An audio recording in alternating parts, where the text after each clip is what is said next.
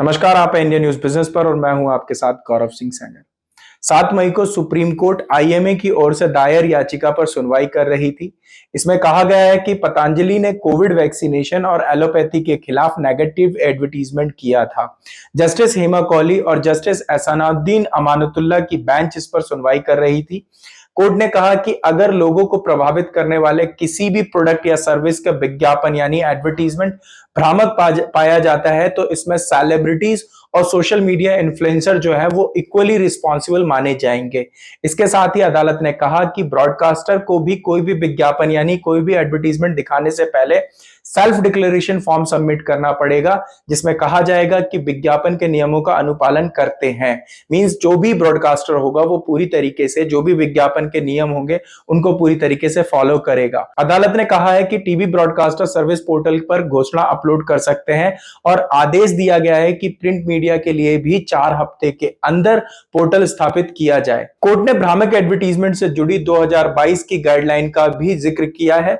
इसमें गाइडलाइन 13 में कहा गया है कि किसी भी व्यक्ति को उस प्रोडक्ट या सर्विस के बारे में पर्याप्त जानकारी या अनुभव होना चाहिए जिसे वो एंडोर्स कर रहा है। उसे ये एंश्योर करना चाहिए कि ये भ्रामक नहीं है, यानी कि ये एक फेक एडवर्टीजमेंट नहीं है। इसके अलावा बेंच में उपभोक्ता की शिकायत दर्ज करने के लिए भी एक प्रोसेस बनाने की जरूरत को बताया। और इसके अलावा सुप्रीम कोर्ट ने केंद्र सरकार से पूछा कि उसने राज्यों और केंद्र शासित प्रदेशों में आयुष अधिकारियों को भ्रामक विज्ञापनों के खिलाफ ड्रग एंड कॉस्मेटिक रूल 1945 के रूल 170 के तहत कोई कार्रवाई नहीं करने के लिए क्यों कहा। सुनवाई के दौरान कोर्ट का ध्यान केंद्र सरकार की ओर से 2023 में जारी एक पत्र की ओर ले जाया गया। इसमें रूल 170 के इम्प्लीमेंटेशन पर प्रभावी रूप से रोक लगा दी गई थी। रूल 170 को 2018 में 1947 के नियमों से जोड़ा गया था। रूल 170 में कहा गया है कि आयुर्वेदिक, सिद्ध, यूनानी दवाएं जिस राज्य और केंद्र शासित प्रदेश में मैन्युफैक्चर हो रही हैं, वहां के लाइसेंस अथॉरिटी के अप्रूवल के बिना कोई भी एडवर्टीजमेंट नहीं दिया जा सकता। इस नियम का जो मेन ऑब्जेक्टिव है वो ये है कि जो भ्रामक एडवर्टीजमेंट है उससे निपटा जा सके।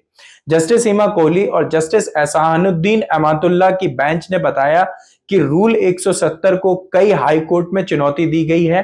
दिल्ली हाई कोर्ट ने सेंट्रल गवर्नमेंट से एक्सपर्ट की सलाह लेने के बाद नियम को फिर से एग्जामिन करने को कहा है। क्योंकि नियम पर अभी एक बार और सोचना बाकी है, इसलिए केंद्र सरकार ने राज्यों से कहा है कि वे भ्रामक एडवर्टीजमेंट के खिलाफ इसे लागू करने से अभी बचें। हालांकि जो केंद्र सरकार की तरफ से ये जो क्लैरिफिकेशन दिया गया है, इससे बेंच पूरी तरीके से सेटिस्फाई नहीं है।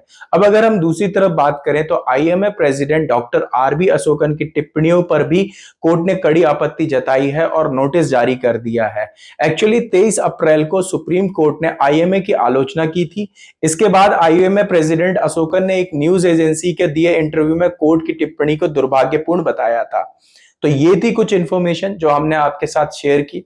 ऐसी ही इन्फॉर्मेशन के लिए बने रहिए इंडियन न्यूज बिजनेस के साथ। अगर आपको इन्फॉर्मेशन पसंद आई है तो वीडियो को लाइक करिए, चैनल को सब्सक्राइब करिए, कमेंट करके अपना फीडबैक जरूर दीजिए।